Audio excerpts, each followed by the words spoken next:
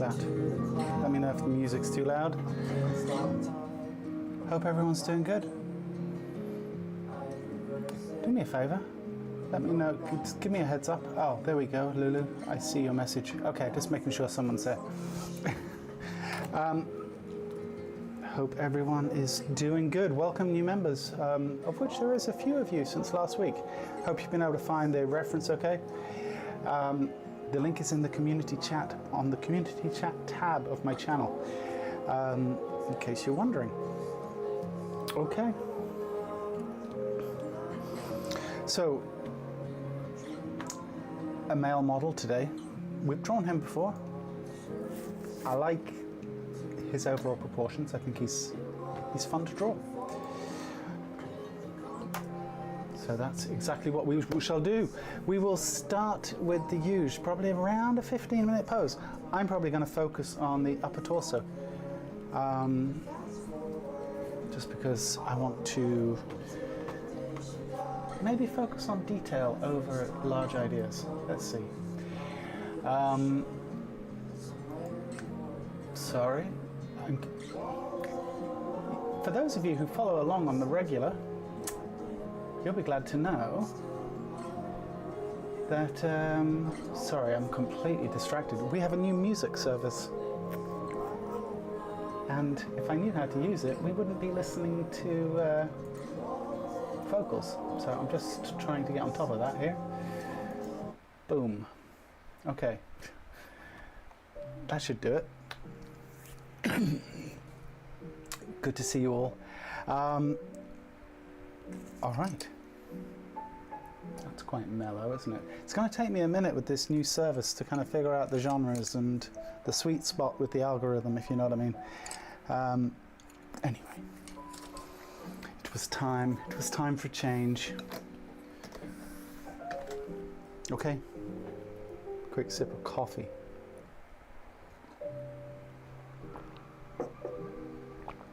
I'm too quiet on your end. Lulu, probably like yourself, none of my settings have changed since last time. So if I'm quiet, I'm not sure. Music's too loud, says Jaeger. The music is literally just coming through my speakers. Let me know if that's still the case.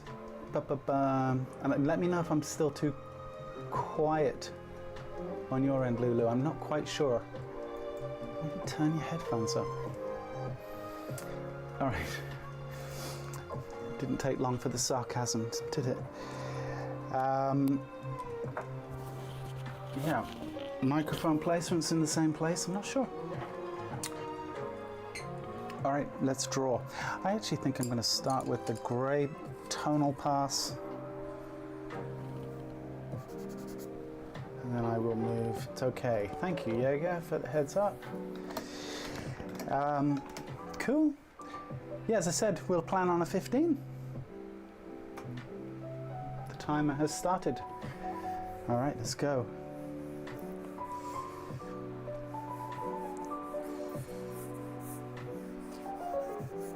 Upper torso.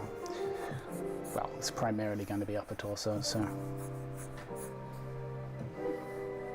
let's find our large ideas.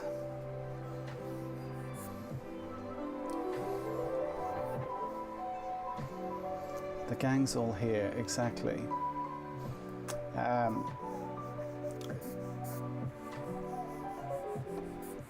Good to have you all along. So what have I done since I last saw you? Well, I got back from a road trip yesterday. Well, I say road trip. I've literally gone one night. But I'm at a point in my life where a road trip's longer than one night. I'm good. I'm ready to come home. But we went to Devon. Devon is it's basically southwest. It's down that little leggy bit of England. Yeah, bought brought Penny to the beach for the first time. She saw oceans and sea and played around in the oceans and saw boulders, like, you know, in the sea for the first time. Didn't know what to make of those. Actually kind of got a little bit sassy with the boulders in the water. Decided that they shouldn't be there, and she was going to tell them a thing or two. But she had a fantastic time. I have never seen her sleep so hard. We were kind of concerned, you know, her first night in a hotel room and all that, how she would be. She was so wrecked. But yeah, turns out it wasn't going to be an issue. But yeah, and we were looking at where our potential future new home might be. So there was a logic to the road trip on top of just a nice couple of days away. So yeah.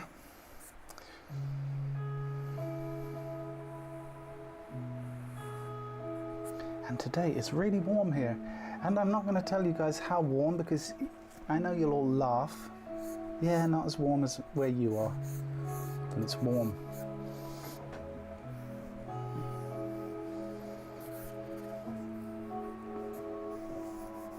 Don't be looking it up either.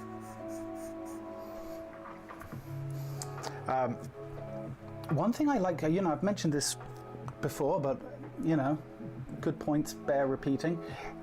When I have a situation like this, even though I can't, in some sense, see it, I do like to kind of get a sense of the whole mass of the deltoid, even though large portions of this are sitting behind the bicep and the tricep. I like to understand what that overall large volume is.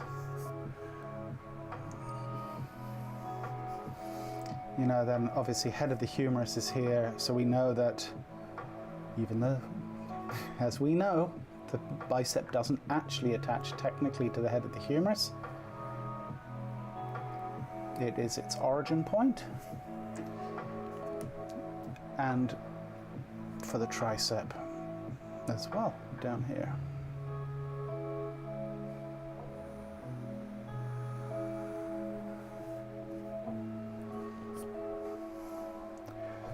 Latissimus.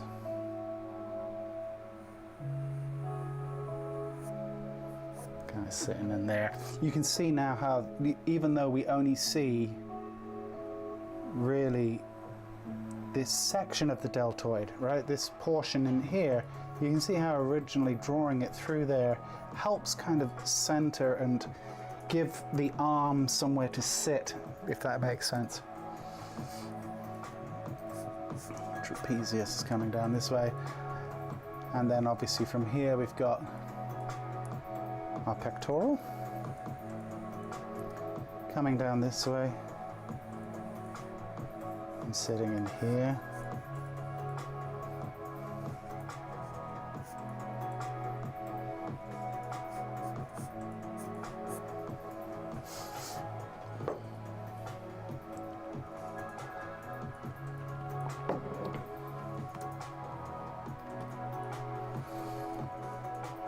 Be forewarned, seawater vapors corrode everything in sight, cars, electronics, salt spares nothing.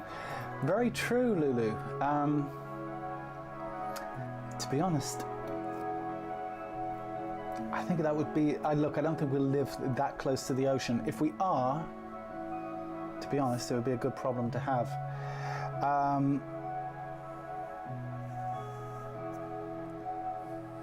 But no, we'll be in a little. And I don't, you know, I honestly, if I was like a vintage car collector or something like that would be a bit more of a concern. But yeah, as I said, I think it would be a good problem to have, honestly. Okay.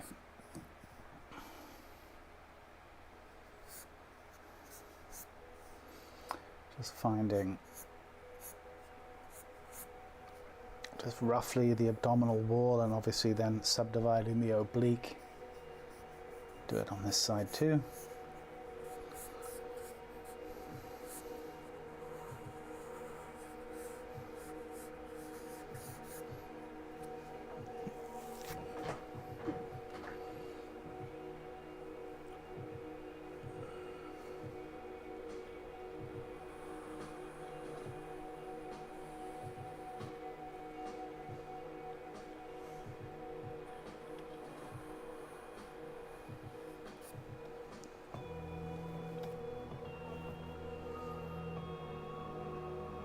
I might have to pull this arm in a little.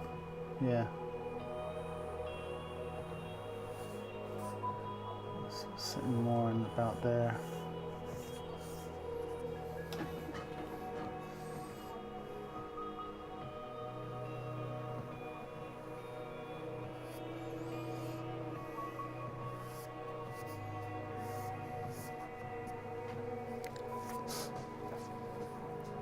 Tricep, which is mostly in silhouette back here, but you'll find ways to suggest that there.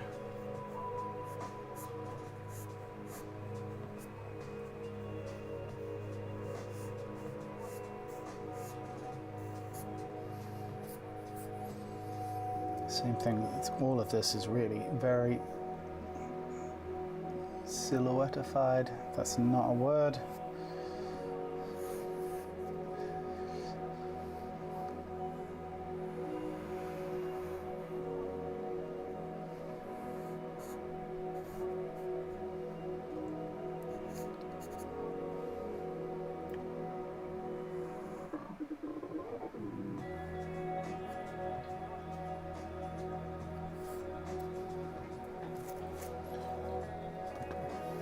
Probably going to end up keeping quite a bit of this in silhouette, so I'm not going to go too overboard with detail.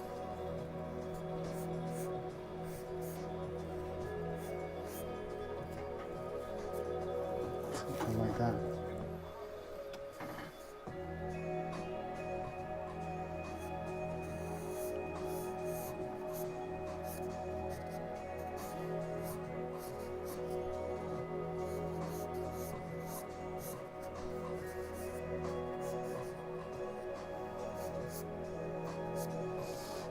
Okay.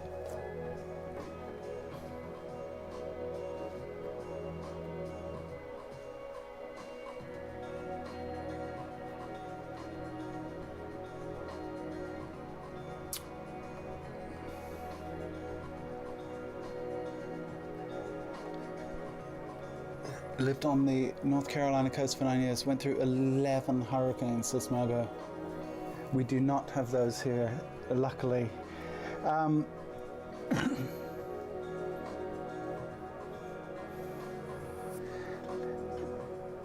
Living in hurricane country has always been a slightly odd one to me. But then again, this is coming from someone who lived in earthquake country for 25 years, so I probably shouldn't be too surprised. But it is a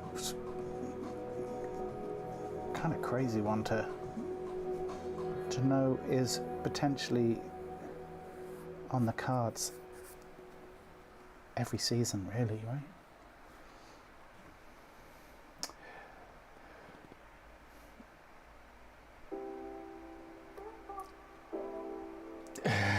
That's funny, Lulu, about the rust point. Yeah, look, it's all good. Stephen says, I don't hold my pencil like that. What is the advantage of using the side of the pencil? Stephen, it's a good question and I'm happy to answer it, but rather than me answer it in person here, although I can maybe allude to a couple of points, I filmed a rather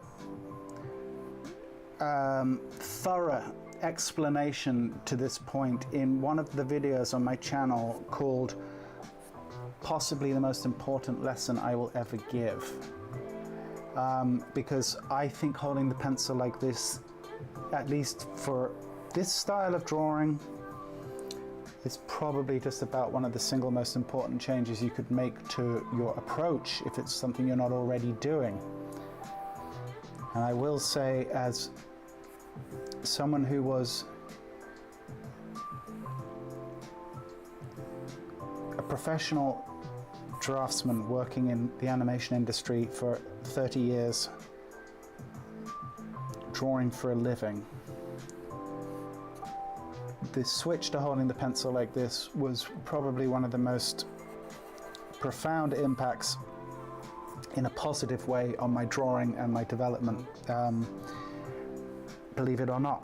So it's certainly worth, in my opinion, not only inquiring about like you are, but then seeing what I'm talking about. So I would encourage you to look at that video.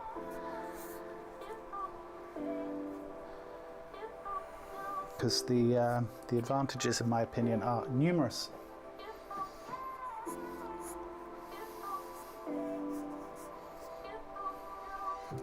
But it's like anything when it comes to the process of drawing, or you know, any skill that we're developing. It's just one piece of the puzzle, right?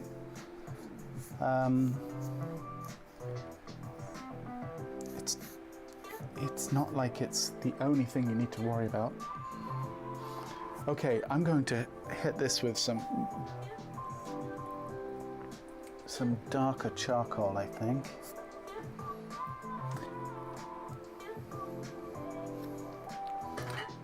Just want to try something, a little experiment. Let me see.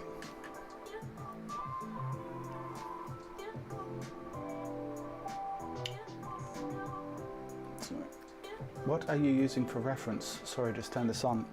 We have reference, Stephen, that we're all drawing along to, those who are drawing along. If you become a member of the channel, you'll find a link in the community chat to where the reference is hosted on my website, and you can draw along.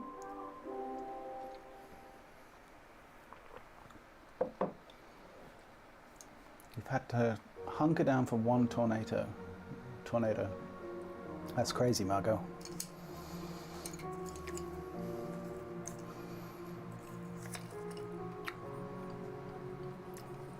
Well, I think I've only been in a couple of earthquakes. I was in that, no, I wasn't in, okay. I wasn't in the 94 earthquake, but I was, you know, it's funny, I was meant to be moving back to LA in 94. I was living in Ireland at the time, and the 94 earthquake happened, and I literally handed in my notice from a studio I was working at in Ireland at the time because I didn't know what was going to happen. Anyway, I ended up moving back to LA in 94 and experienced a pretty hefty aftershock from the Northridge earthquake. And yeah, it's real. I also, in 92, when I was living in LA, I experienced a pretty decent earthquake.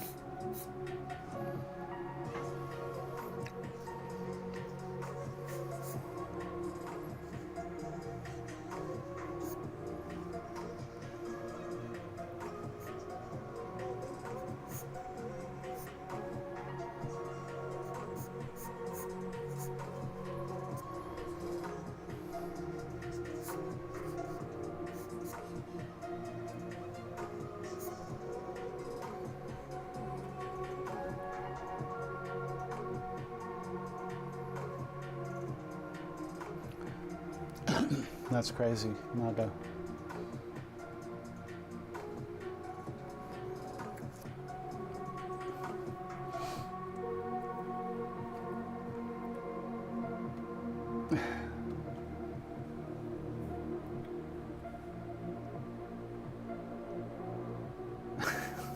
Yeah, getting to a point of banning people. We are maybe that's what needs to happen. I think you're right, Rick.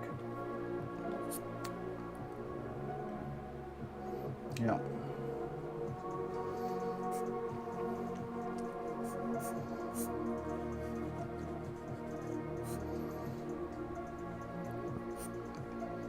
So normally I would be hitting the exterior line, right? But I'm just gonna kind of go in with core shadow. I want to fill in some tone, and then I'm going to come back and hit some line. Just, you know, doing it in slightly different order.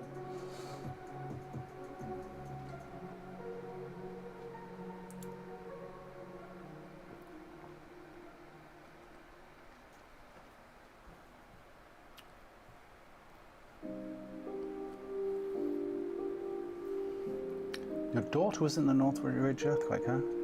chimney fell on their car. That was a crazy earthquake by all accounts. And they haven't really had one anywhere near as bad since, which doesn't bode well for California.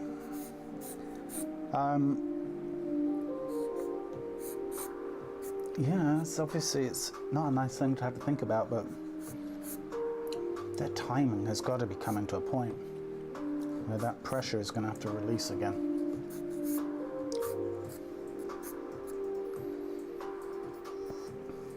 Crazy.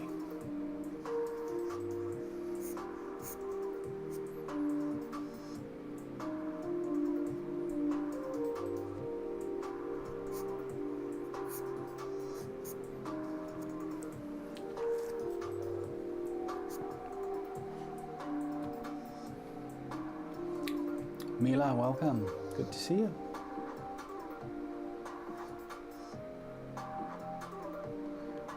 T. Merrick says, I'm a beginner and holding the pencil like this and striving for good line quality and differing line weights has made my mediocre drawing 100% better.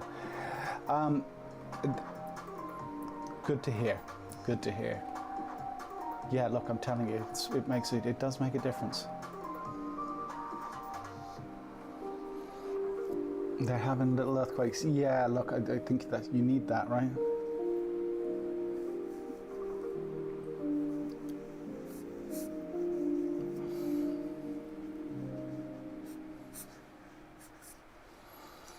All right, let's hit some tone. Then we'll blend. Okay. Sorry.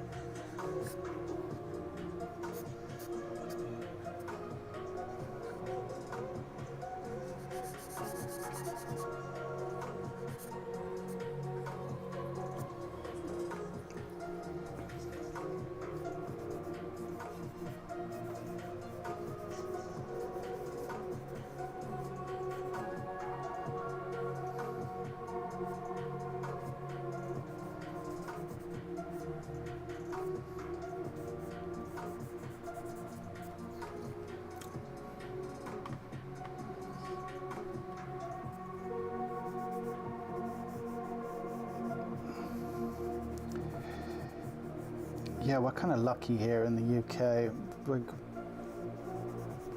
Geographically, it's in that respect, or in those respects, it's rather an uneventful place. We're in the middle of a tectonic plate, so we don't get any of that nonsense for the most part. Although, you know, we get those. I think there's like that one story about, you know, a little earthquake in the UK in like 1953 and a granny fell out of her bed or some, you know, I think every country has that type of story. Well, I do think that was the case, but yeah, we get enough rain for all of you. That's, I guess, our claim to fame.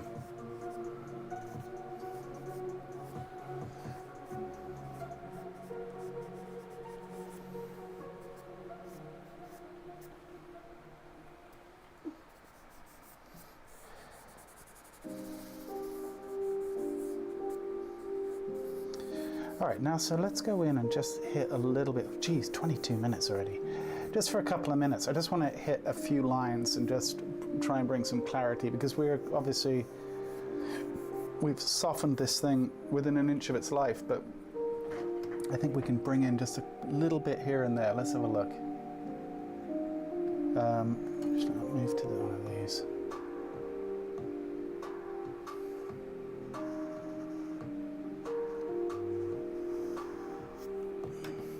Yeah, that punches, doesn't it? Okay.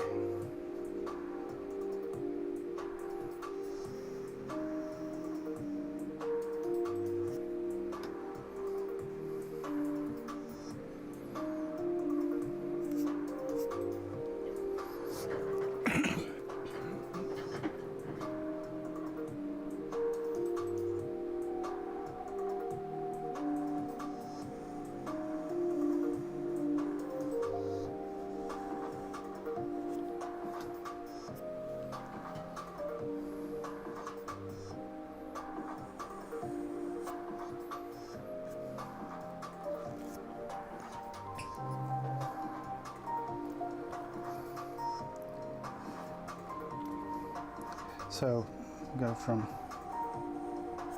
oblique to the rib cage.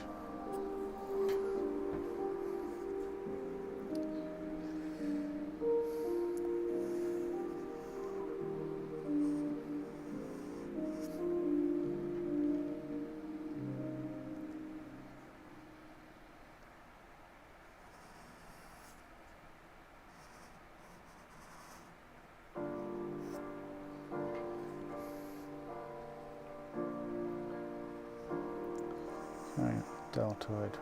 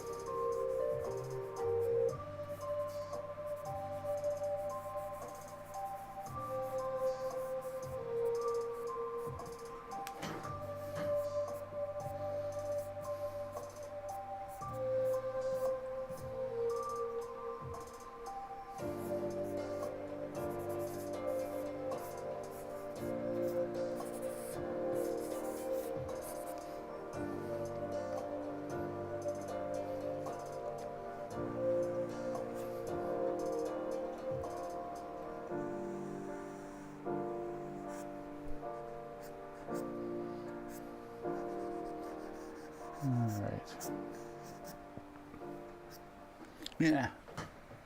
Yeah, I'm not crazy about this. Don't think it really worked. Anyway, that's fine. I'm ready to move on from this pose. Okay. Let's keep going here. All right. Yeah, I'm abandoning this drawing. I'm bored of it and it's not really working and I don't like it. So it's going.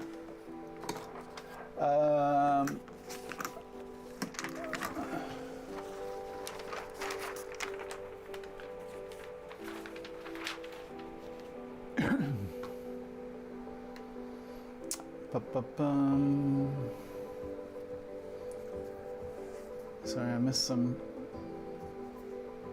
core shadow before line work. Next week, erasing before drawing. I know, right?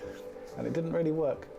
not really happy with the way that drawing was going. I think I could have massaged it to get it to work, to be honest, because I've been in that situation before, but wasn't really digging it, so just abandon ship, and that's that. On the topic of drawing mediums, Richard, can you give advice on tempera paints? Got myself some cheap acrylics instead of oil paints, and now there are cheap tempera on sale. I am not really in a position to give advice on that stuff, Lulu. I think you'll find people far more knowledgeable than myself that can give you better advice than I can.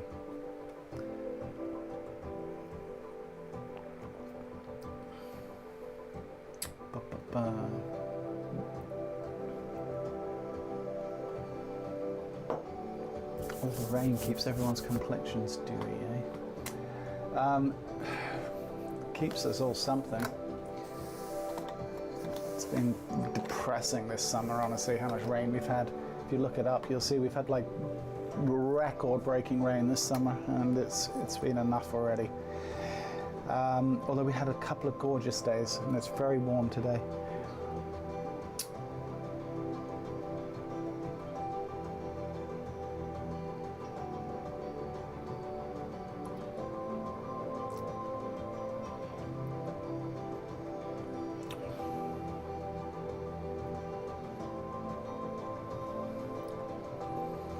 There is such a thing as eraser art, but it's most often done in digital. Well, people do, like, I think when you start getting into willow charcoal, I think the idea of eraser art as a concept kind of shows itself better. Thank you for the thumbs up on the last drawing. Just wasn't really feeling it, but it's all good. Do you think it turned out differently because you started with core shadow? Yeah, probably. And also, starting with the grey instead of my regular process, these little different things will kind of throw you and multiply on top of each other. And also because I got bored with the drawing. That had something to do with it. Abandoning a drawing is a good lesson in itself. Stephen, I won't say I abandon drawings all the time, but here's the thing, Stephen. Respectfully, I haven't seen your name around that much, so you probably haven't heard my my thoughts about this whole process. And for me, a lot about drawing is not really about the final drawing. It really is about the puzzle solving that goes on and the journey within the drawing process.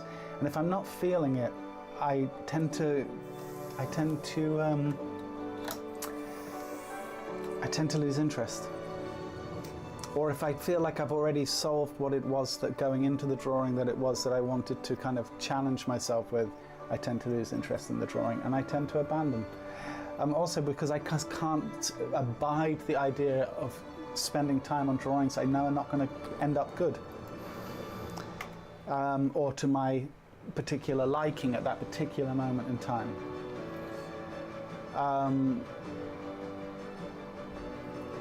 Tina says, received your drawing that you purchased on Etsy. Oh, awesome. Even more gorgeous in real life, very pleased. Can't wait to get it framed and hung. Thank you, Tina, and thank you for the support.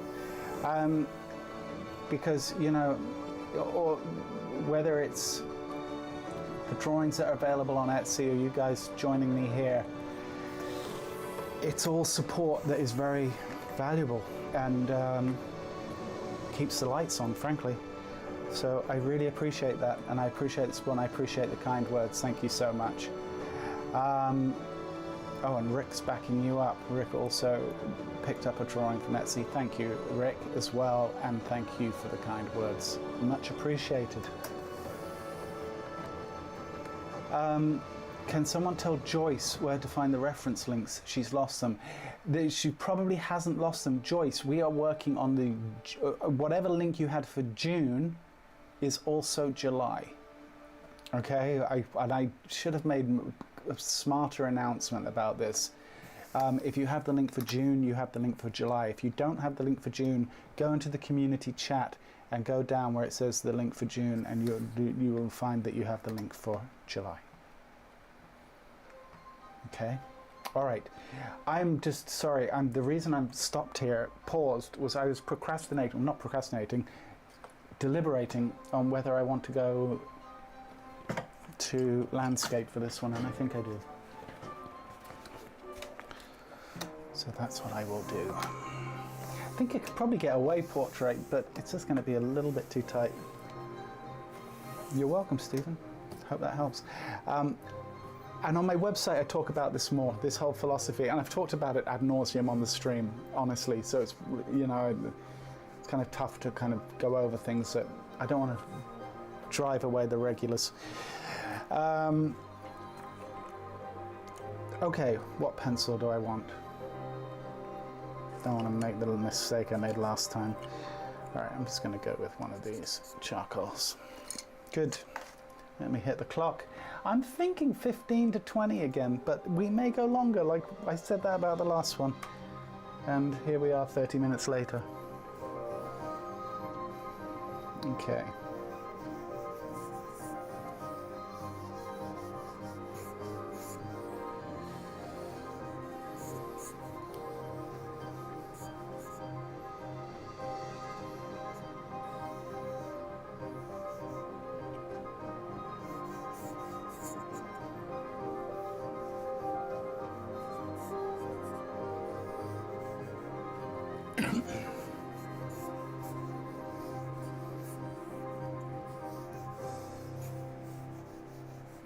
Find our center line, upper, lower, center line. Finding that long rhythmical idea, you know, once again, the conversation about line of action. Here, to me at least, is the largest rhythmical line in the form, which kind of extends through to some degree or another. It extends through to this leg that's sitting here. So we kind of get this idea, right? If we want to think in large rhythmical ideas.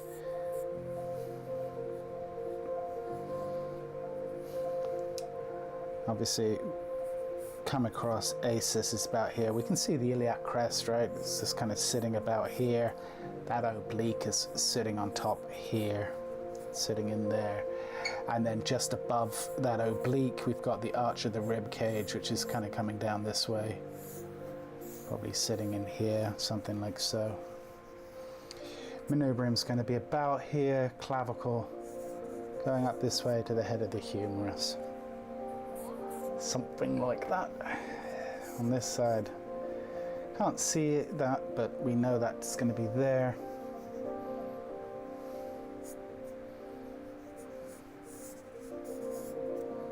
Deltoid, bicep.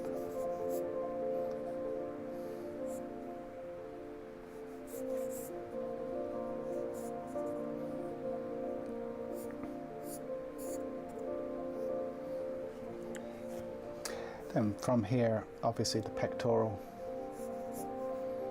coming down this way.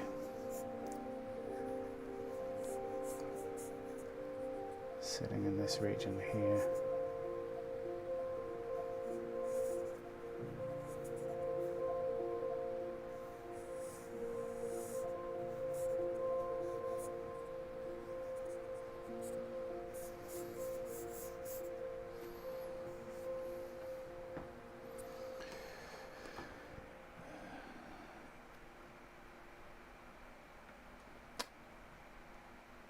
What kind of pencil are you using to start your pieces? Usually, Maya, I just work, like this is a 6B generals, and yeah, normally this is the only pencil I will work with. It's just a 6B throughout the whole drawing.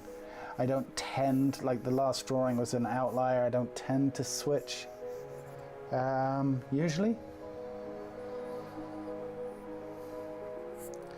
Navel sitting about there.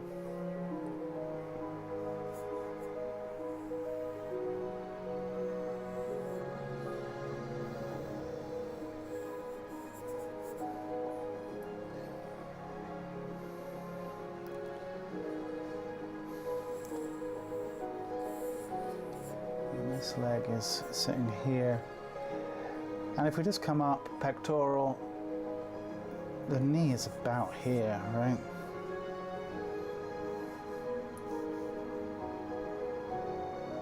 Give or take. Tibia coming down this way.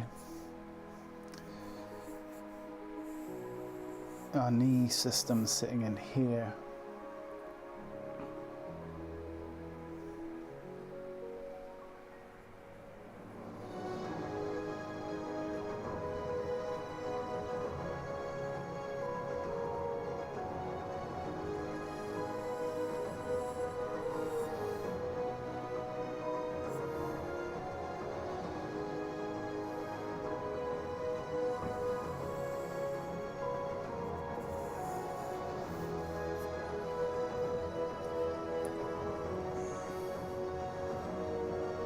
Calf.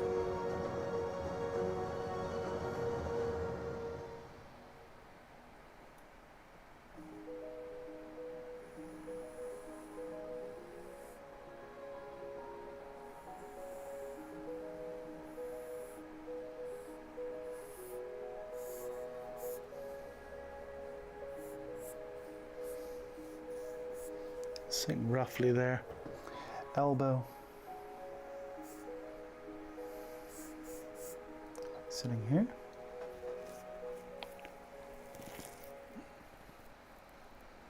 Amazing how you lay down these initial lines. How am I going to pronounce your name? Zoifa? Zaifa?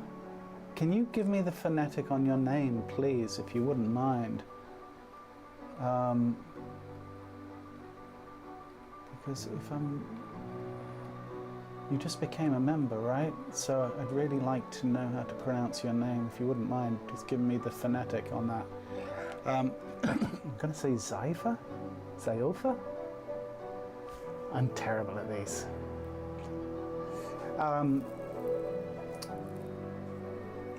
These initial lines are really, you could make an argument that there is something, they are somewhere in the space between kind of gesture and line of action, which is part of the gestural kind of conversation, right? The poetic lines, poetic form of the drawing. If you stick around, you know, like do a few streams, you'll start to see a process with that, and you'll start to get a handle on it if it's something you're struggling with.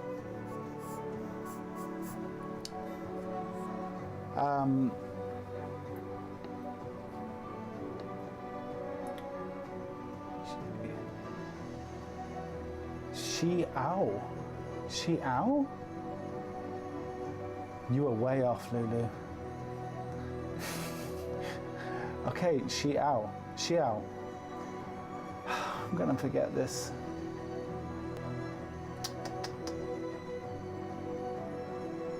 Xiaofa.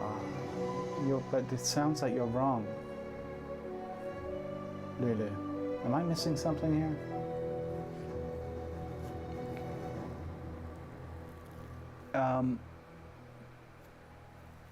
Xiao.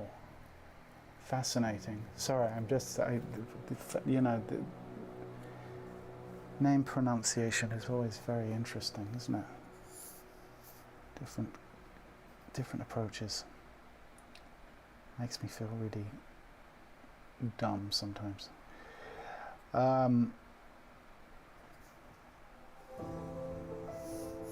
Okay. Wrist is there, about. Well, that feels a bit short. I think I'm going to push it down just a little bit. This leg is probably a tiny bit long. Let's see when we start to nail everything down.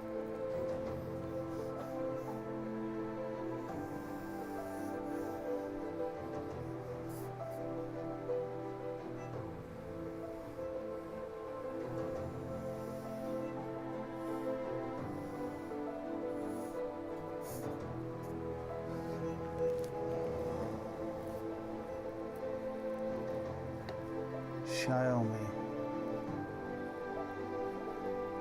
Well, I'm Slav, so Z sounds like she. That was Z in my lingo. My bad in describing it, but I said it correctly. All right. I'm going to leave it there because I'm just getting confused. Xiao, right? I'm going to go with that. If I'm wrong, please do correct me. But yes, that's all I've got. All right.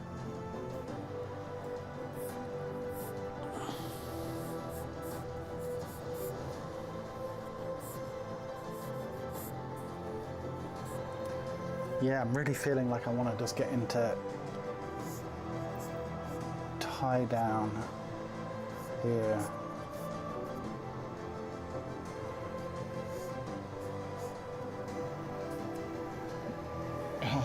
Oh, so I got it wrong. When you say it's okay, thank you for trying, that means I did not get it right. Xiao Mi.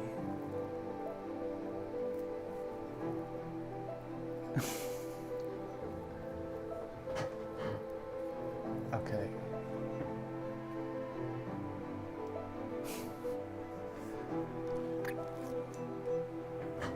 Let's just leave it there. I'm just going to come up with my own pronunciation, and that will be that. Sha'ofa. Okay. See, now I'm just... I'm confused. All right, let's get into some... Let's change the subject. Pectoral.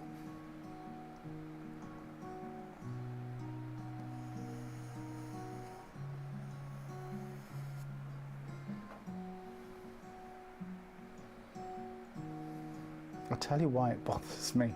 Sorry, I keep going on about it. Because as an avid watcher of chess and as a player of Indian classical music, I'm no stranger to names that need a certain amount of subtlety in their pronunciation. When it comes to the X's that are pronounced with Z's and stuff like that, I start to lose the plot. That's all I'm going to say. Look at the little fat pad just peeking out here as we then come down. You see, so even on a really highly athletic person like this model, that fat pad idea still represents itself, still reveals itself in this region right here.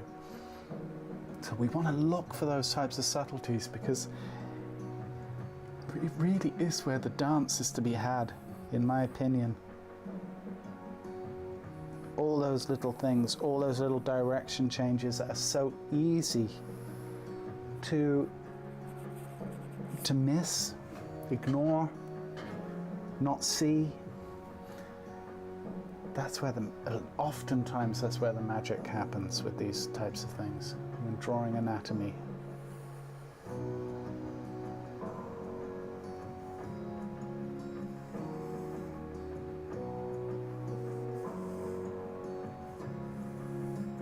Subtle direction change.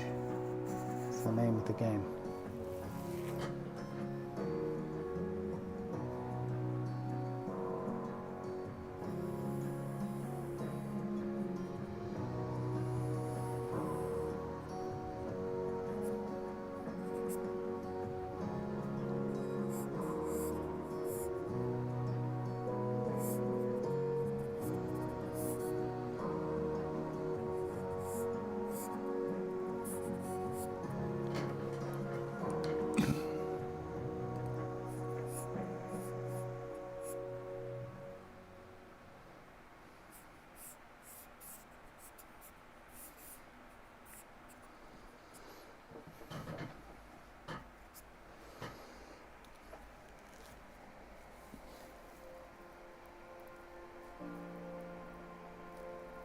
Michael, welcome.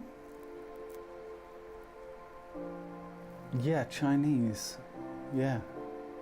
Now that much I got. Although I didn't say it because there was a part of me that was not 100% sure. So I figured, you know what?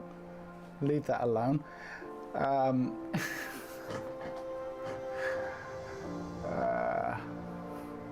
Okay, yeah, you know, I can pull this elbow down to here, and then this leg will be a bit shorter, and everything will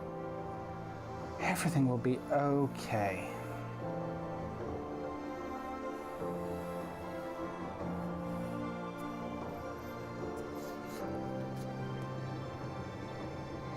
I didn't know you could even watch things like this live. It says baby, I'm going to say baby girl TV. Have I got that right? Probably not. Well, welcome. I'm going to call you TV. So, just like that. Breathe. Yeah. You know, in all seriousness, the remembering to breathe thing, it's actually really good advice. I think that the breathing thing is the first thing to go when you're concentrating or you're, you know, feeling completely out of your comfort zone with something. It feels like the breathing is one of the first things that, you know, reveals itself in that way.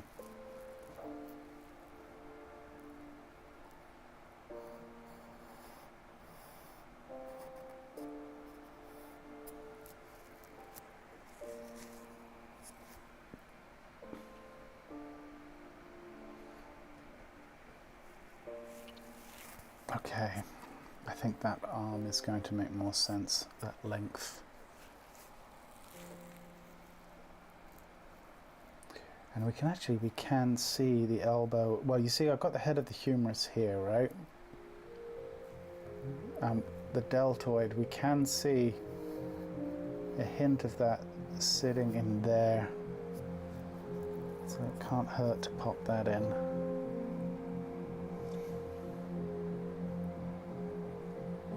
And then this knee is way down here. So I was way, way off on my initial proportions for that.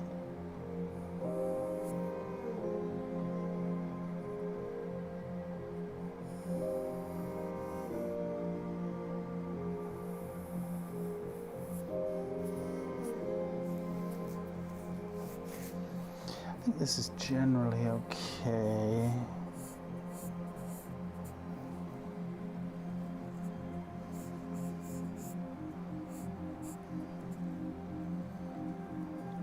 Now, we've got rib cage here. We can see some of the serratus very, very, very subtly.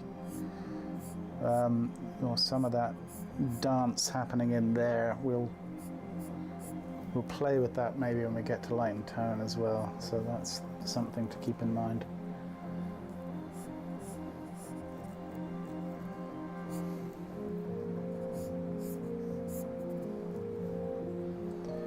So we've got the manubrium there. Once again, the clavicle going up this way, and on this side, sternocleidomastoid. Good. Okay.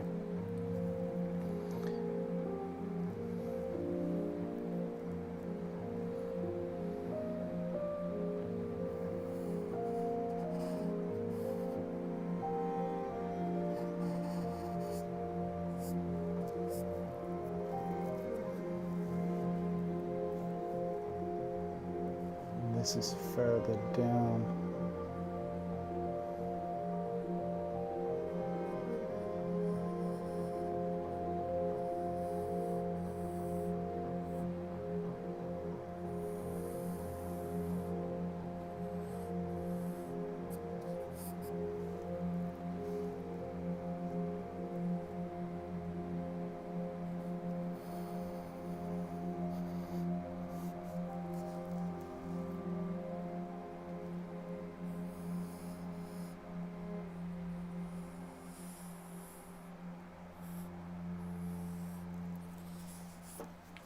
come back to that. This needs resolving. Yeah, I'm not happy with that at all.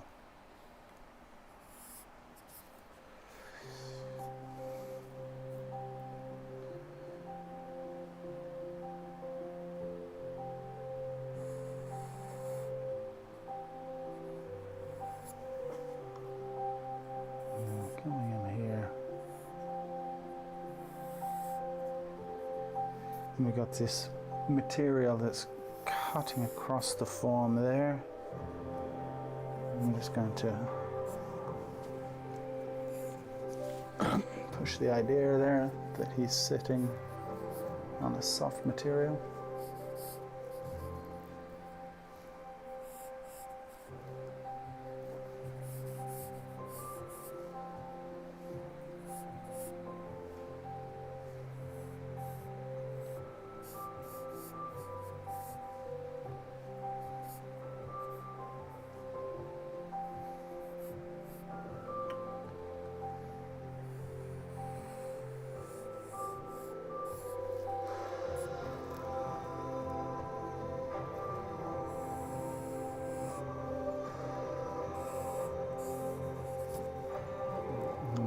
This is all in silhouette. As is much of this, so I'm going to lean into that. Save me having to draw it. Okay. Navel.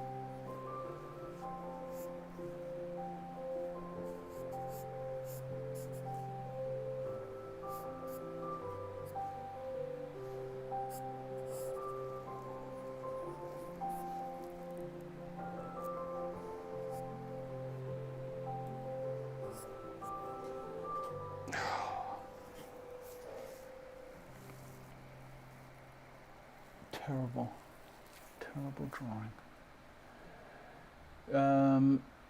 Drawing an ink today. This drawing is too easy. Nice.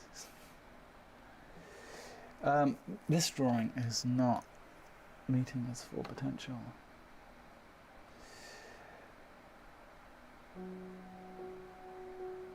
You found the reference photos. Good.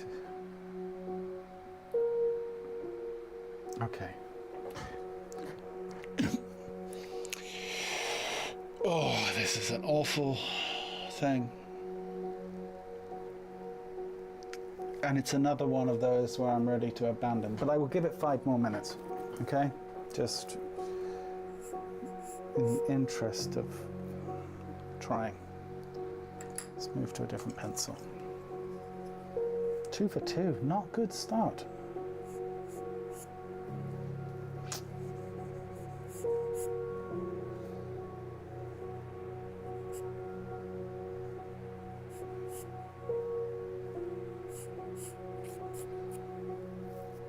Got a cast shadow coming across here. All of this is in reflected light.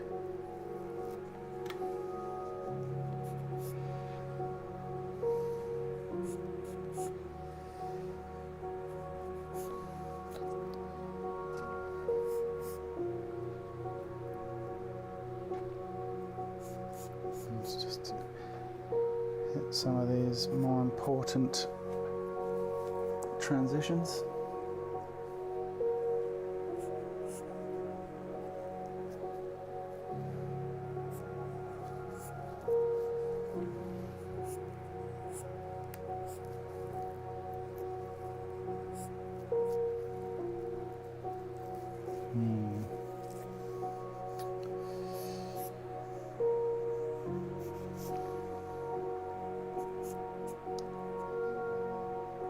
Got a pocket of light in here. Let's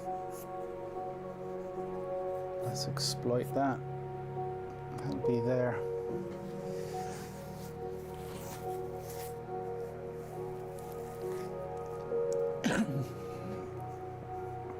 This will all be in tone. Cast shadow coming off here. Tibia.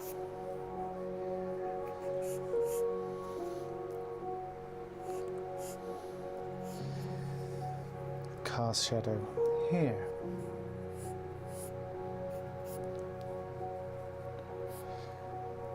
And then core shadow here, going into tone there. Okay.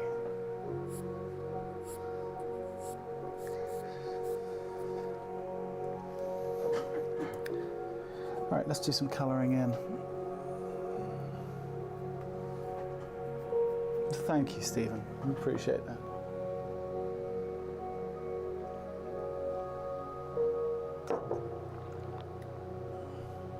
Joyce says, Rich, I just finished reviewing the video on head drawing. It was so helpful. I look forward to doing more of that. Yeah, absolutely. We will. We certainly will. We certainly will.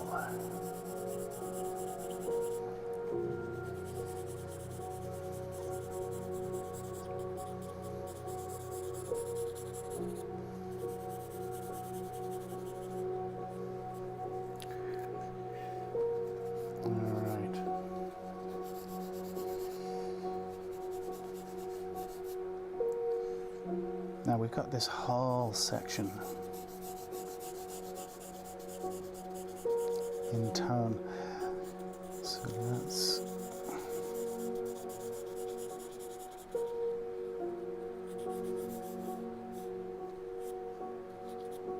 get into this.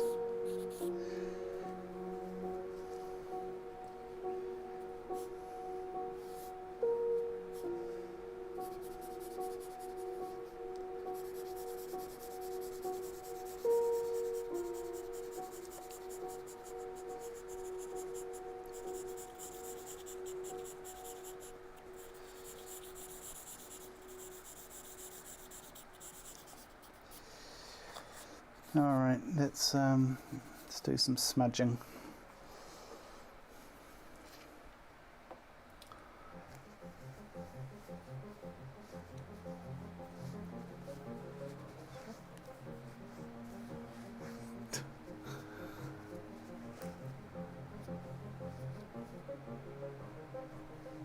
I think just drawing his head with the hand is quite a challenge. That would, you know, that in its own right would be a lovely study.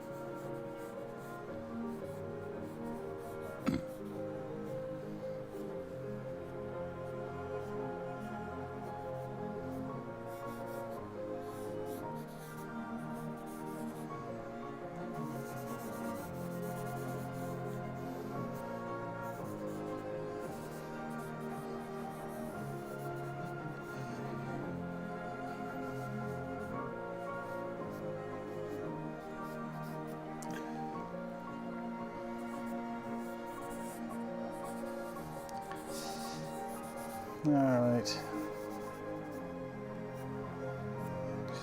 I'll leave it there. Not crazy about it, but the overall large idea is okay. But one thing I think that maybe is kind of helps save it a little bit, and we've talked about this a number of times, but I'm going to reiterate it because that's what I do. What does help is what's in light, what's in shadow, and make very clear distinction about those two relationships, right? Notice that everything in my shadow side of the form is essentially in the same tonal range, right? Very little halftone, either in the lit or the shadow side. In fact, in the shadow side, really none. But when you're starting to light form that relationship and keeping that relationship simple, what's in shadow, what's in light? If you can keep that relationship strong as a statement and simple, you can get away with murder. Tone to the rescue. Well, to some degree, right? Still, yeah, anyway. You could even go in with this, not that I think I will, but you could go in to start pulling out a few highlights here and there. You know, if you want to give clarity to a few ideas. But, yeah.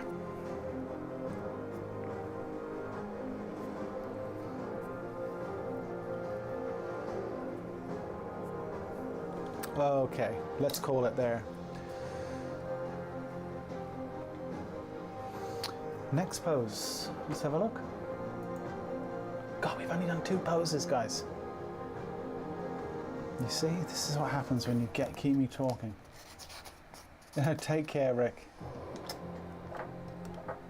Have a good one, my friend, and yeah, look after yourself. See you next week. Don't forget to finish the poses. Don't think you get to bunk off just because you're leaving early. Okay?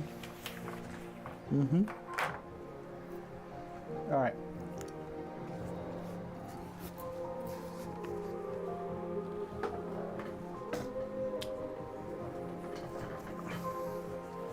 See, Rick just comes to talk smack for a bit and then he heads off. This is what happens. Next pose. A little bit more straightforward, this one. It is but light reprieve before the one after it. Anyway, let's keep going. I know I keep saying it. I'm going to try and work a little quicker, if possible. Let's see.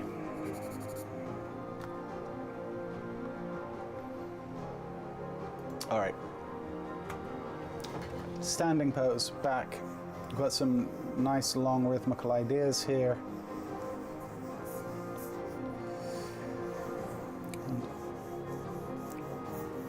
And let's find our spine, or generally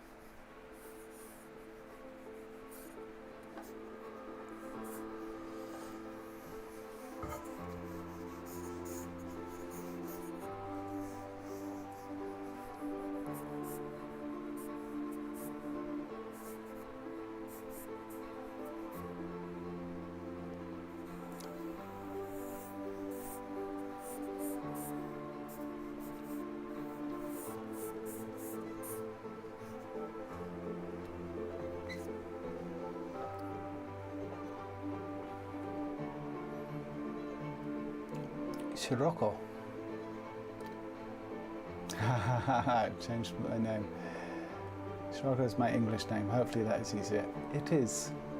Assuming I'm... although that can be Sirocco, Shirocco, Sirocco. Yeah. I'm going to go with, until I hear otherwise, Sirocco, Shirocco.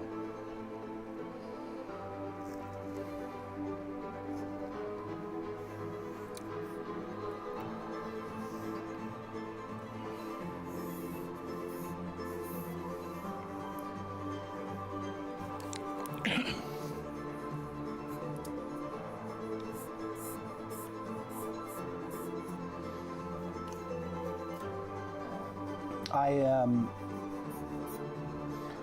Instagram, I subscribe to a page called Amazing Maps. I'm sure some of you have seen it. They're a very fun page. They've come up with lots of interesting facts.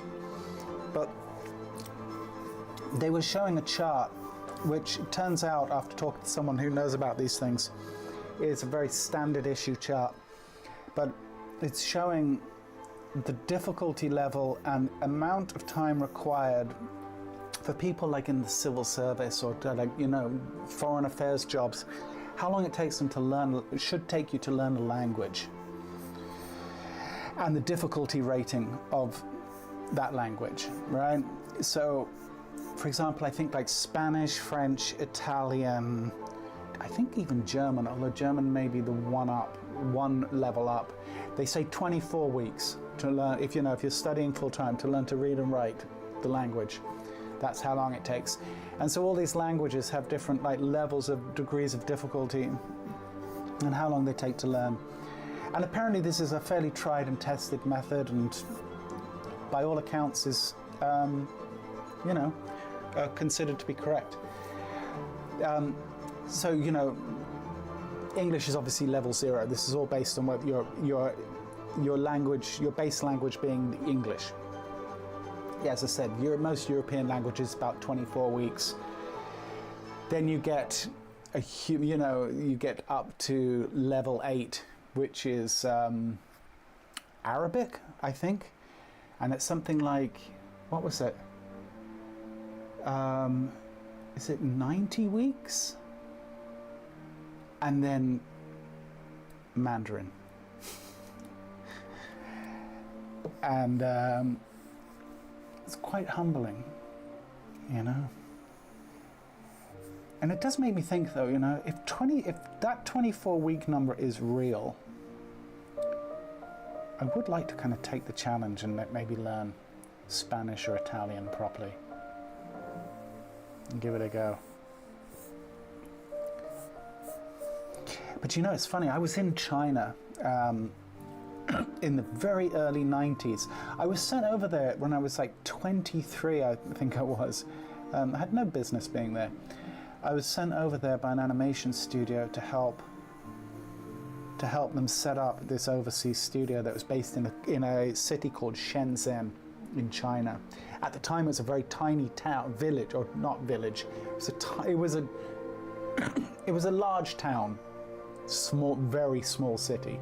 Now it's a huge city. Anyhow, while I was there, I was talking to our interpreter, and you know, in my mind, she had a very good command of English and all the rest, and I was talking to her about it, and she was saying, even as interpreters go, there's like something like to be like a Class A interpreter in China. And someone's going to correct me on this. Sherlocko's going to correct me on this.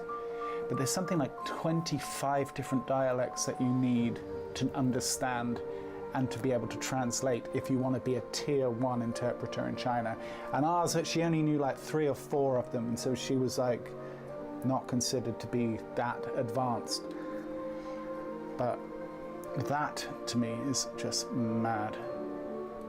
I've been learning Japanese for 6 years now and still call myself a beginner.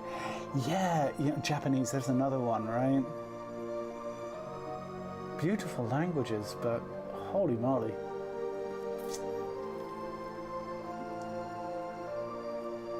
Here's the thing, Margot, you're saying about favorite language app.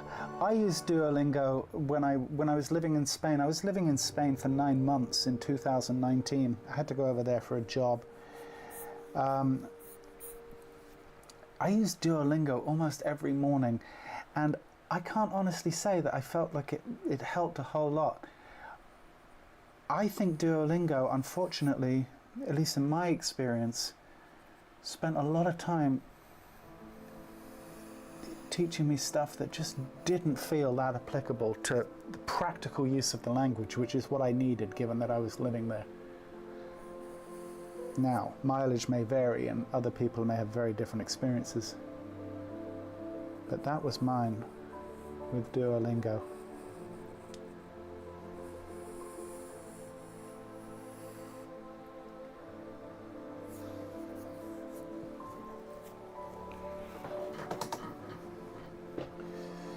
So obviously we've got scapula sitting here, we've got the deltoid coming around here.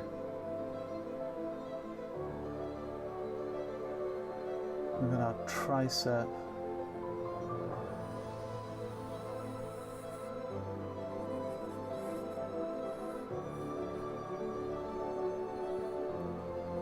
Kind of really compressed, strange angle on this arm.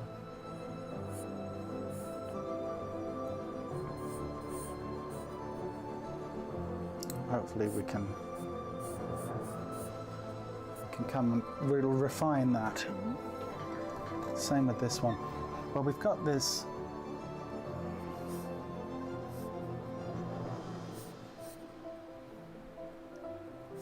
So yeah, I guess my point is I'm not convinced that Duolingo is necessarily the best thing. But I don't speak another language and haven't learned to speak one successfully using that app. So maybe other people would disagree.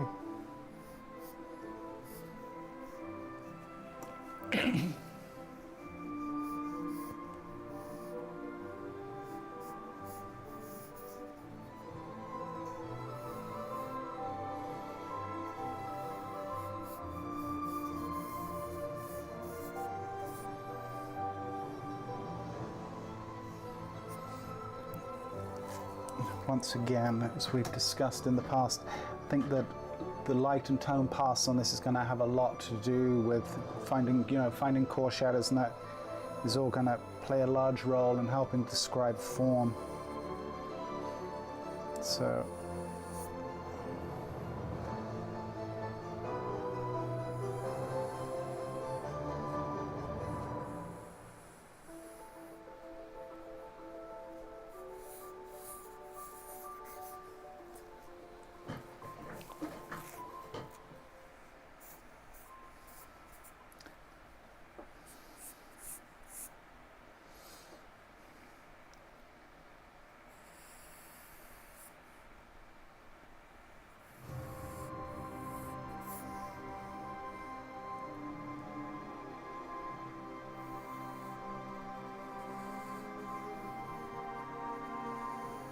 oblique coming up.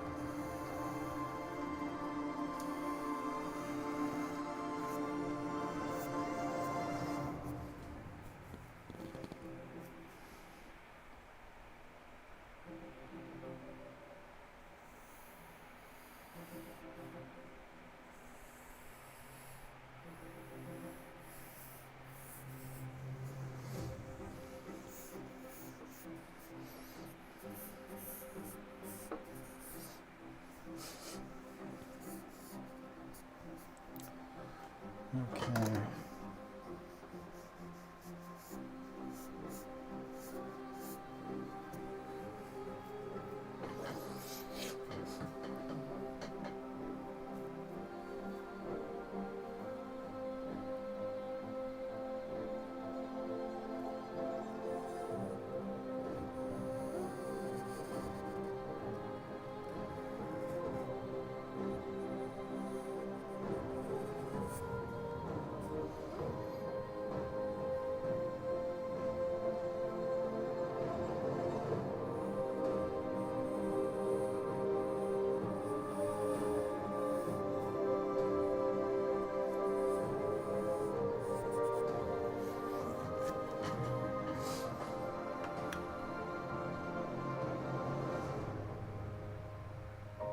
Take care, Stroker.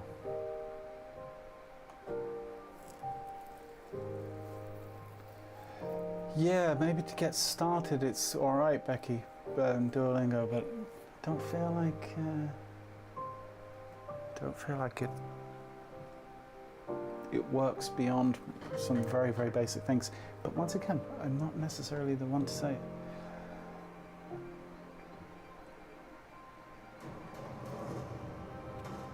Listening and repeating like children, absolutely, Jamie. Could not agree more. Same with drawing.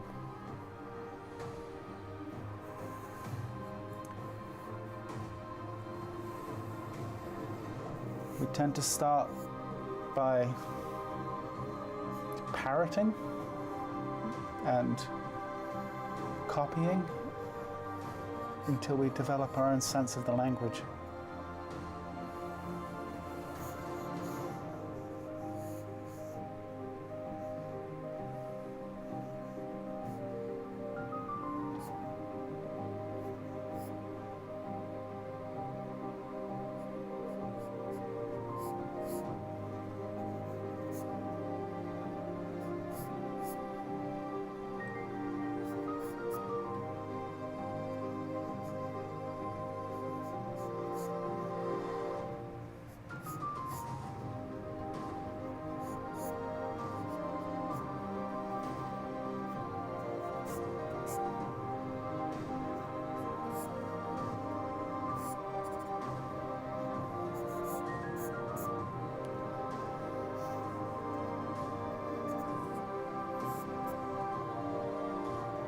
Okay.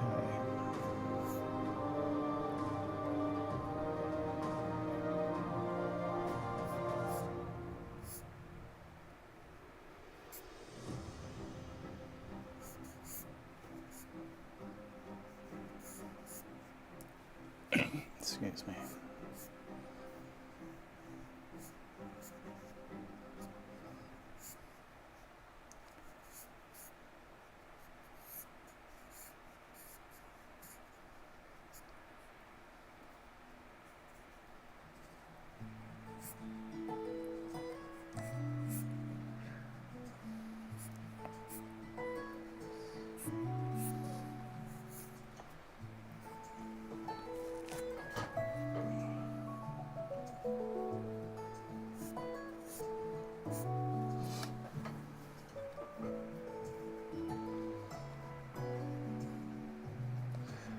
Pretty sure French folk advise against living in France. Okay. I'm gonna say nothing.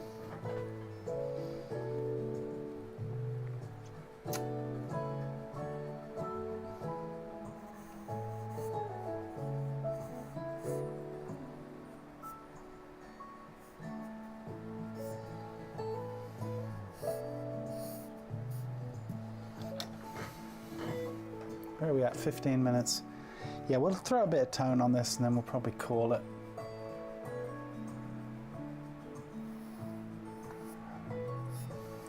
Like, I am paying a very definite price for not having drawn since last session. And I've only myself to blame, and I need to get my act together. That's basically what needs to happen. It's not acceptable.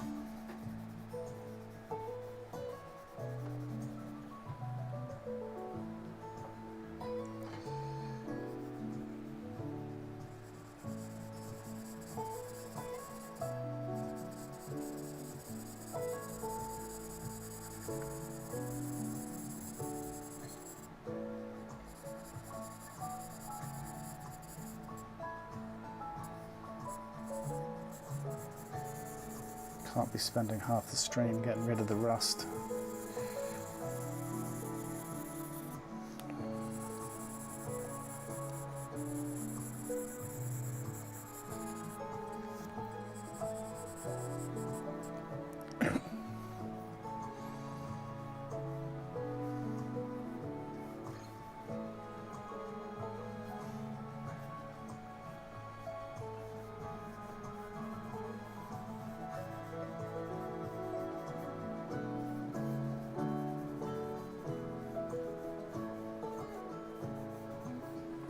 This music's not helping.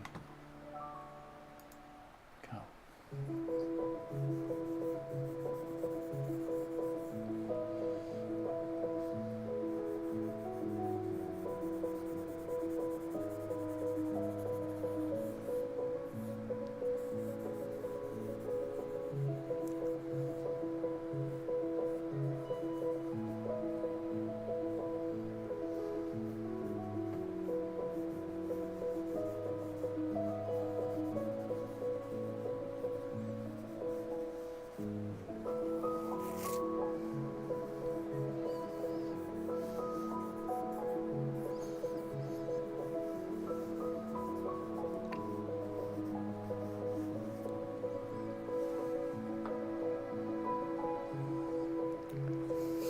green owl to pester me to draw every day.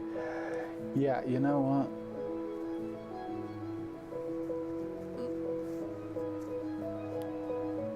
Richard used diplomatic immunity. Yep. Maybe a super quick sketch the day before the stream will do the trick to get the gears rolling. You know what, Lulu? That's not a bad idea. To be honest with you, an even better idea would be for me to be drawing every day.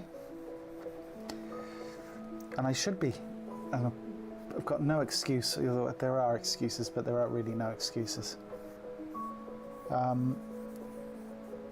just need to strive to be better.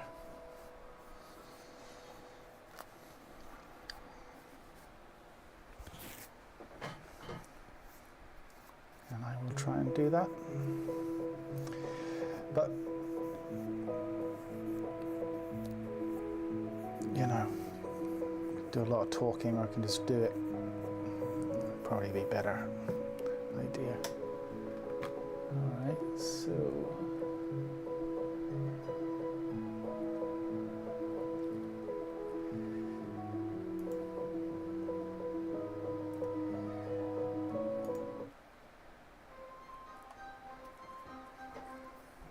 okay.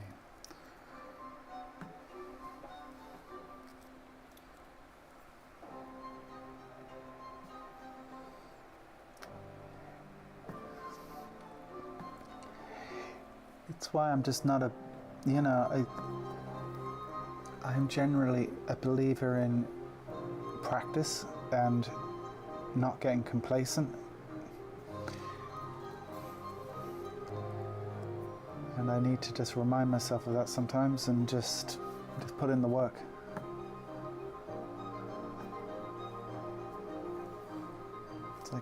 It's like, you know, you can't really go to the gym once a week and expect to make progress.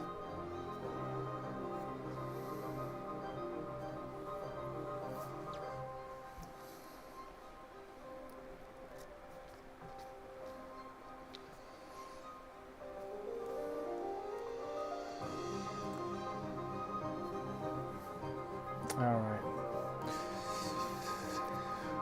Yeah, not great.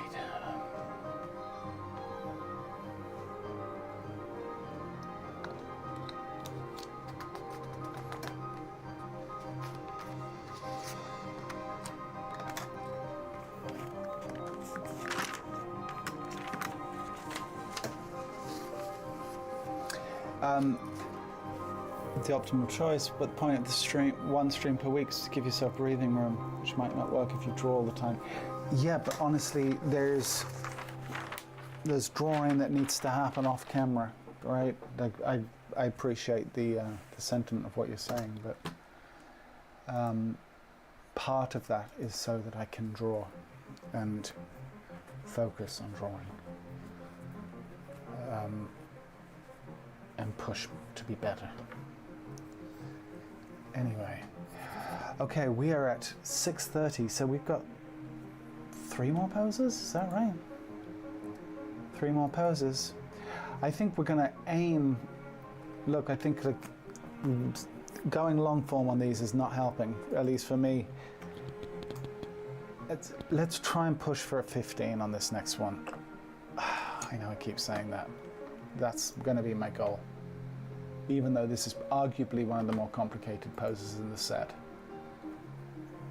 I need to do something to shake this up, so let's go for 15. See what happens.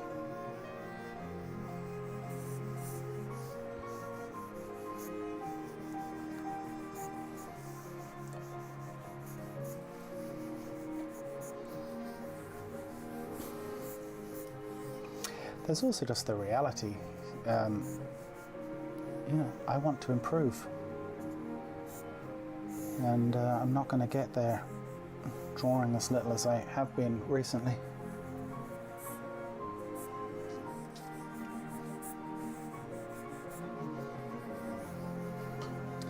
No excuses.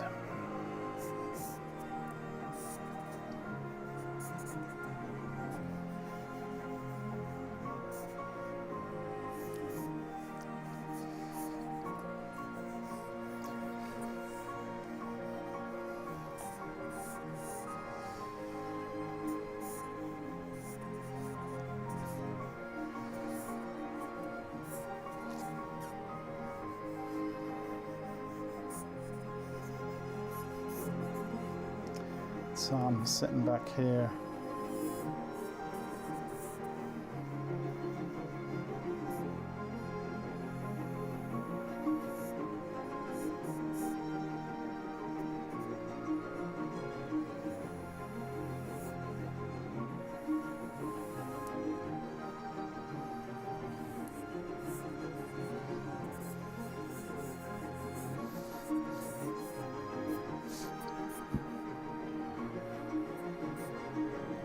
I love the compression in where the navel is here. And then, you know, you've got the mass of the, I say the mass of the stomach, like very lean model, but this volume in here, I just love that as a conceptual idea. And then that kind of feeding its way down this way. Really just lovely kind of thing going on there.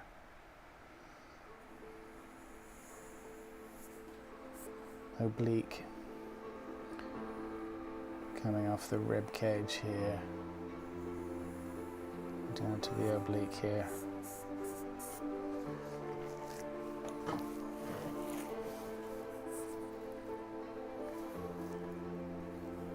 Knee is sitting about here, quite foreshortened, and we've got this lovely rhythmical idea coming in here, and then the inner thigh sitting in here.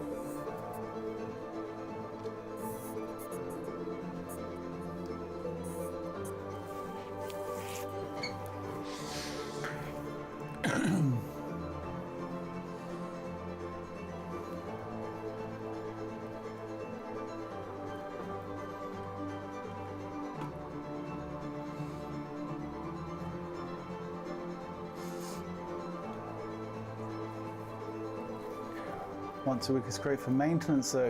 You won't lose any progress if you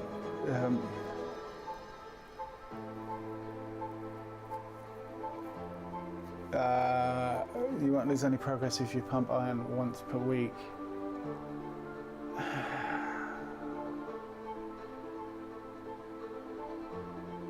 Yeah, you know how I've more my brain's ticking on that one, Lulu. I'm not sure it's enough. It's, you know what it is? It's enough to stay connected to the idea of being someone who draws, but it's not enough.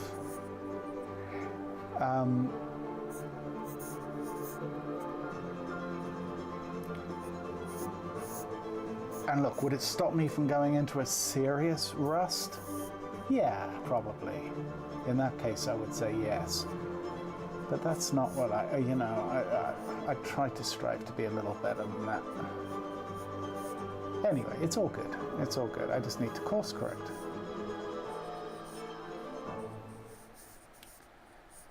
Yeah, we've discussed it before. There is the reality that, you know, this is a lifelong pursuit, right? It's a lifelong journey. There's going to be ebbs and flows.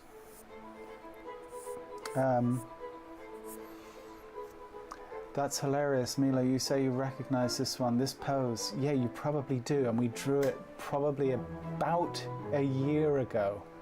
Might even be more than a year ago. Yeah, it's funny that you pick up on that. And we haven't drawn it since, honest. There is occasionally I'm revisiting poses from the past. partly because I think it's a very nice pose and it's certainly worth revisiting, but also partly because our male model situation is pretty dire.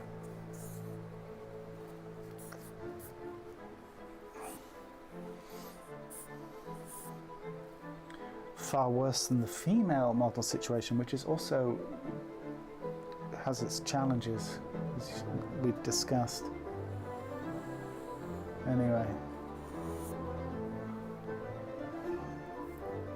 But you are absolutely right, we did draw this back then.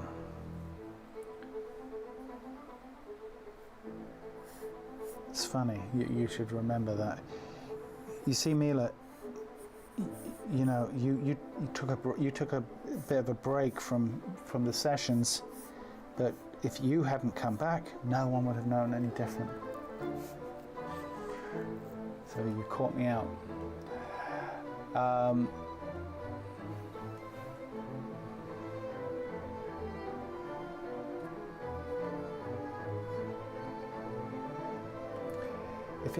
If it's okay to give some advice to a seasoned professional as someone who doesn't even pick up draw on the stream half the time, once a day, that's it. You're right. With reference open and paper ready. That's what I need to do.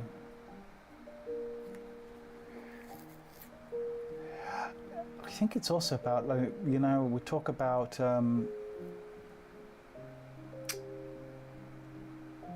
you know, we've talked many times on the stream also about just sorry, you know, like writer's block, artist block and all of that. And I think that it comes back to this thing of, you know, I need to draw with intention a lot of the time. And sometimes it's hard to know what it is that I want to work on. And so,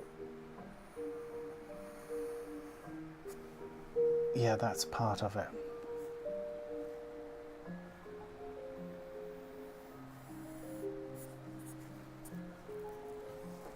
So he's on this chair. Let's just suggest that, sitting in here.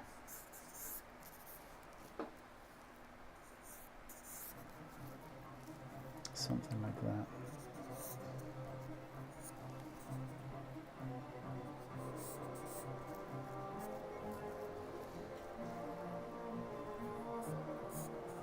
So actually, can we do that here?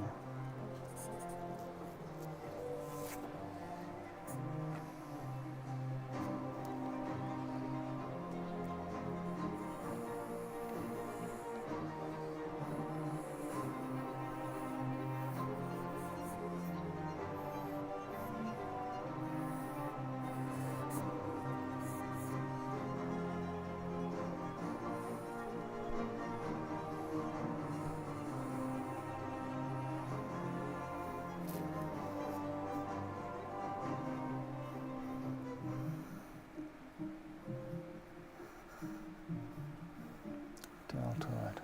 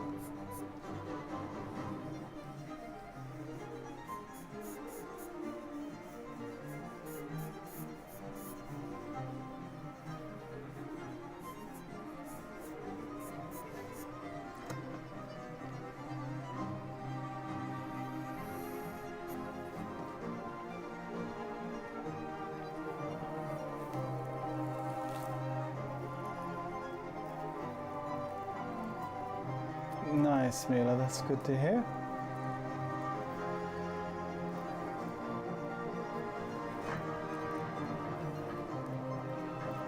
That's great. Thanks, Mila. I appreciate the. I appreciate that. Stav asks, where do I buy my equipment? Well, a few different places, depending on what it is that we're thinking about. So pencils, I tend to buy mostly from the States for the most part. Find the selections here in the UK to not be great and expensive, but that has also been a bit of an ongoing battle in its own right. Paper I buy from local, I actually buy online from a school supply website, because this is just very standard newsprint, 48 GSM newsprint. So I buy that online. It's cheap. It's just about the least fancy paper that you can buy. Drawing boards and all of that stuff, well, I'd say I make them myself, and that's essentially, I don't buy them from art stores. You know, I'll buy sheets of MDF like this, large sheets, like 8 by 4 or whatever, and I'll cut them down, and I'll get 6 drawing boards for the price that you would pay for 2 in the art shop, in the art supply store. I have multiple boards. I actually find having multiple drawing boards to be super handy. It's super underestimated how useful that is, to have multiple boards papered up, clipped up like this, ready to go. Like for example, I've got the one on the easel behind me, I've got one down here, I've got the one that we were just working on here, I've got this one. I think that might be it. Oh no, and there's one back there too. So I got like what, 1, 2, I got 5 boards going right now, all with different things going on with them. Super handy. So that's why I suggest the art store for that stuff. Oh, sorry, the hardware store rather than the art store for that stuff, because it gets pricey. And the amount that art stores charge for essentially sheets of MDF is criminal.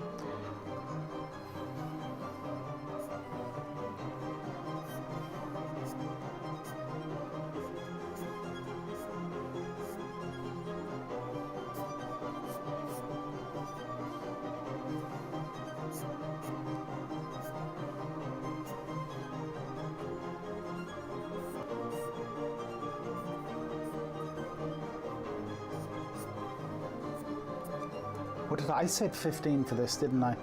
Okay, well, I don't think it's any surprise that we're going over, but let's try and keep this one to 20, okay?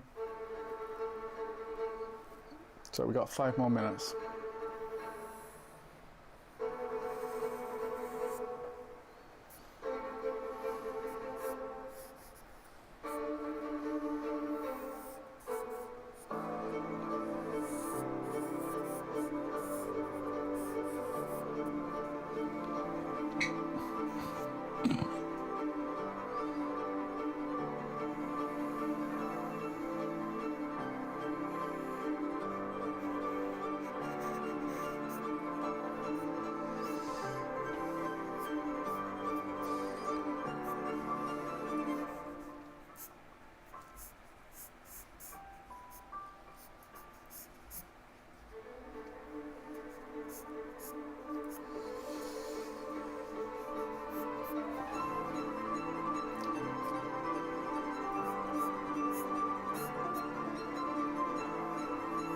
I'm going to simplify this cast shadow coming off this hand.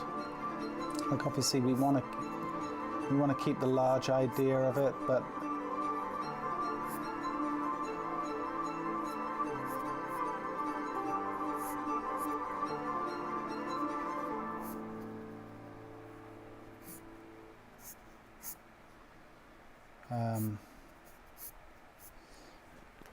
yeah, let's see what happens here.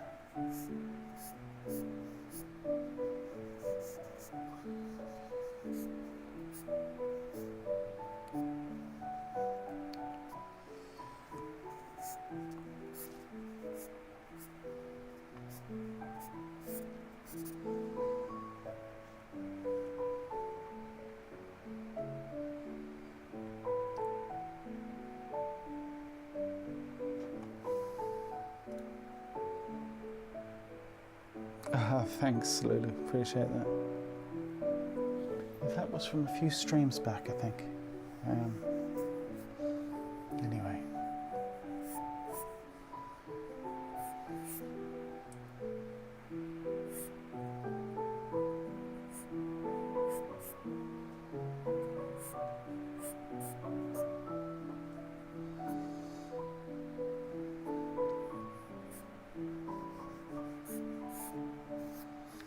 Okay, I said 5 minutes, so let's get cracking here.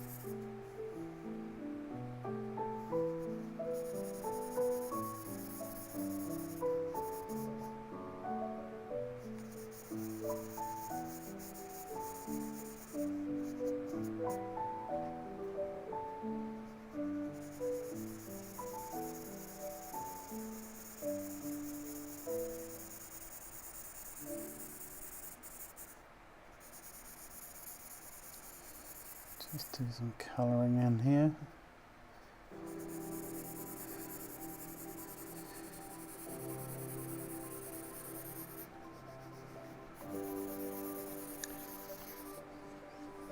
And this whole leg is in shadow because he's leaning on this table, which I should probably suggest actually, just to give context, otherwise it just looks like his elbow is floating.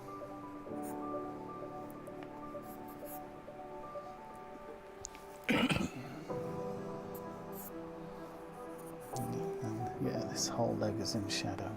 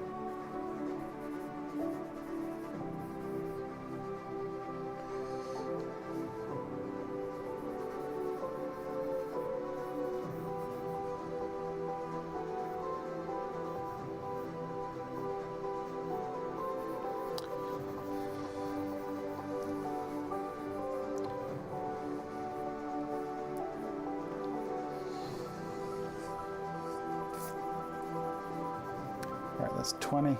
Okay.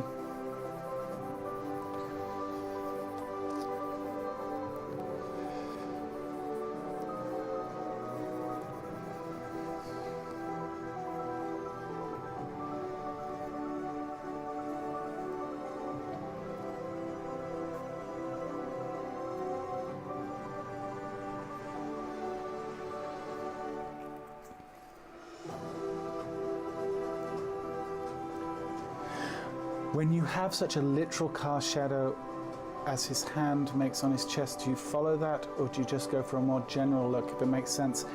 I would tend to simplify, and I think I've spoken to this point before, Margot, but one thing is more important than anything is that you keep line direction moving in the direction of the form. That's more important than the accuracy of representing what's there.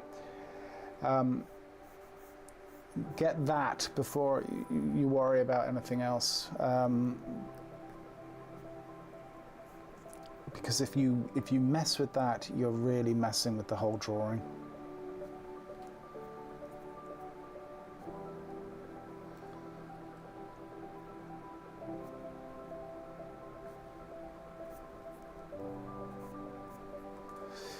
All right, let's, depending if it follows the body's contour, exactly. You've heard the ramp before, Lulu.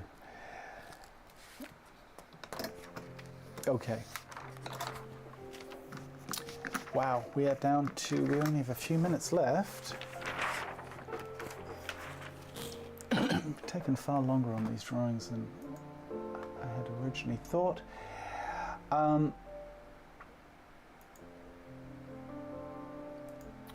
Okay, we've got 2 poses left. You guys are gonna have to type quickly here.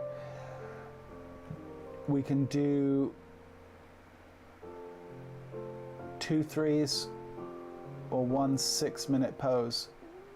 And if we do a 6, you have to say which you want, second to last or last. You've got 30 seconds. You guys tell me what you want to do. 2 3s or a 6?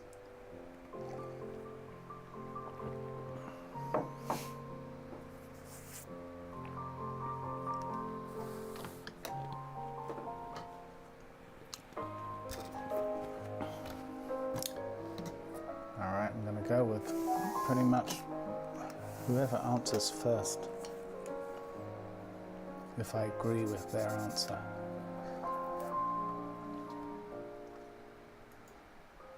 All right, well, until someone chimes in,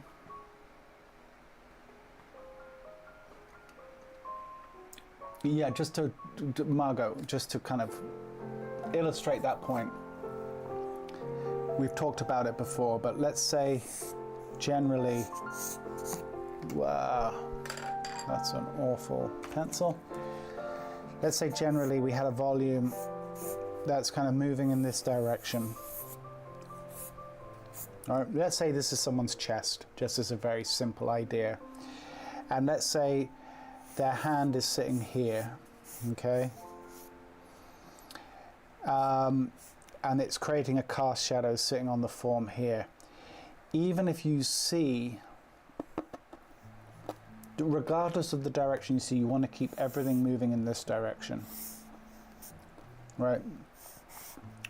Let's say it's a shadow doing something like that. Even if what you see is essentially moving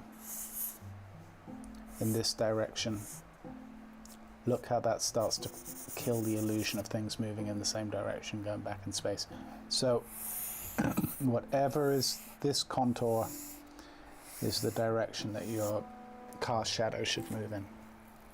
Don't do this. Bad. Good. Okay.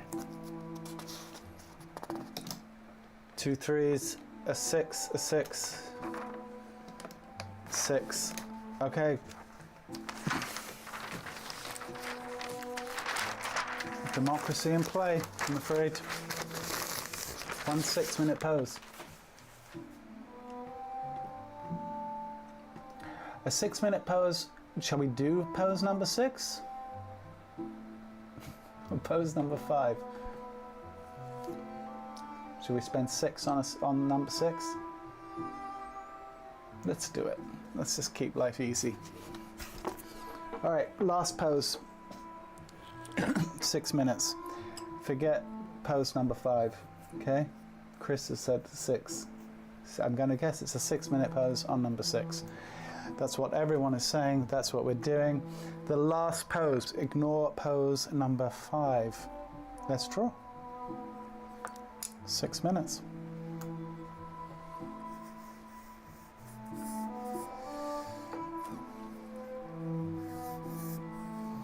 You're welcome.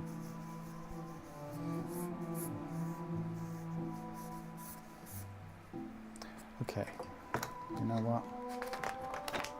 I'm just off to such a terrible start. I will keep the clock going. So for me, it will be a 5.5-minute pose. But that was just not acceptable.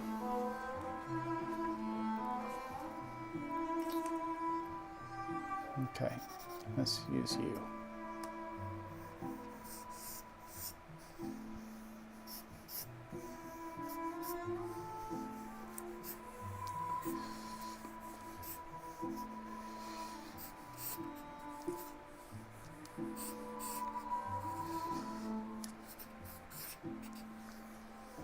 this leg going away from us. This leg coming towards us.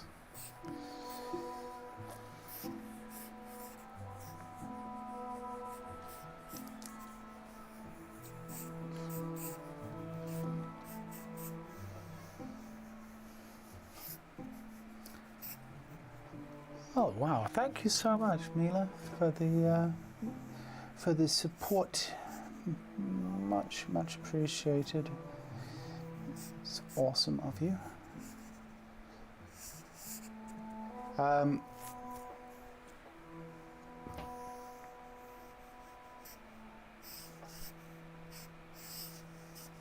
Okay. Let's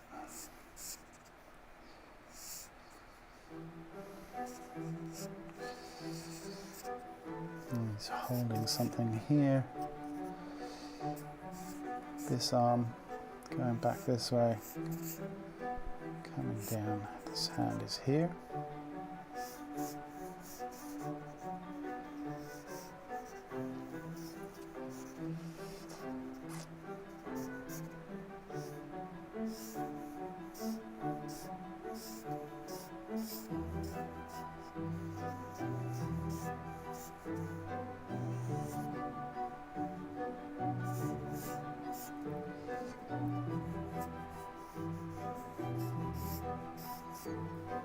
Latissimus,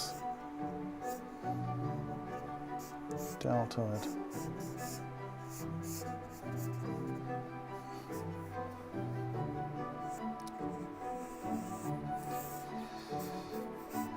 oblique sitting there.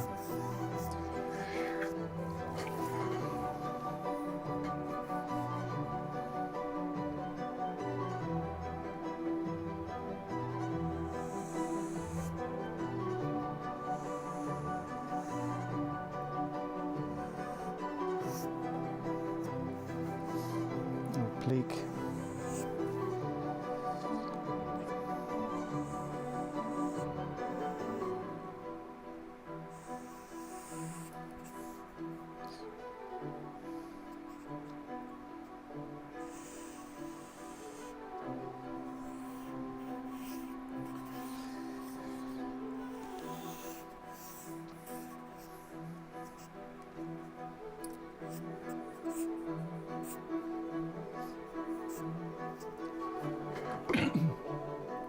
Hard to see what's going on back here.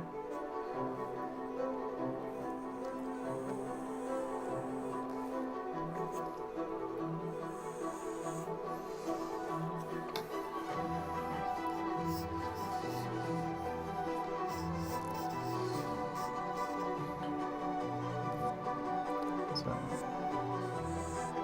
oblique sitting here.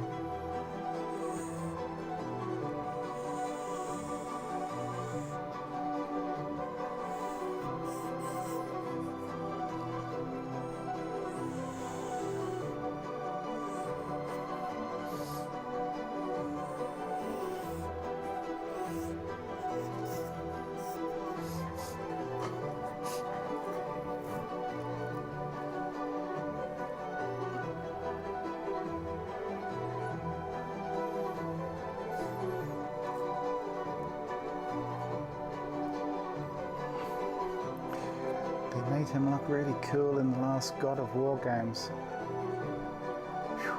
No idea what you're talking about. Okay. Nerd alert.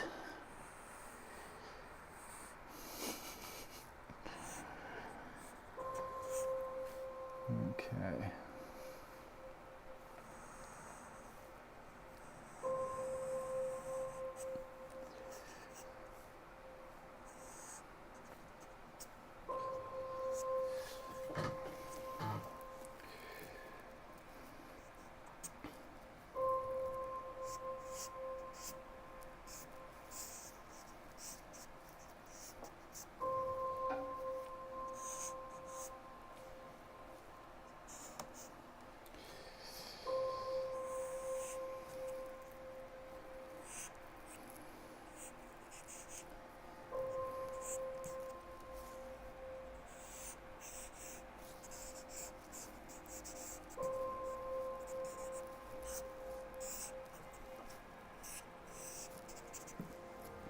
And there's our 6.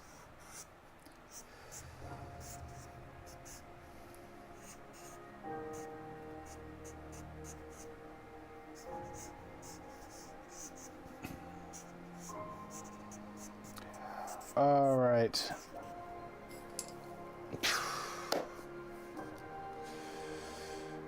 Well, there you go. Look, it was a challenge. Not, you know, it's what it is. But hopefully it was good practice for you folks as well. All right, guys. That's it. It's a wrap. Okay, you guys nerding out on stuff. I have no idea what you're talking about.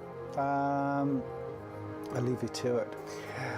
Continue to chat away about what game. Is that a computer game, I'm guessing? Yeah? God of War. Yes, obviously. It sounds like a computer game. Guys, thank you for joining me. It's been good. And thank you, new members and all the rest. We'll be back next week, and I think next week we will go to a theme.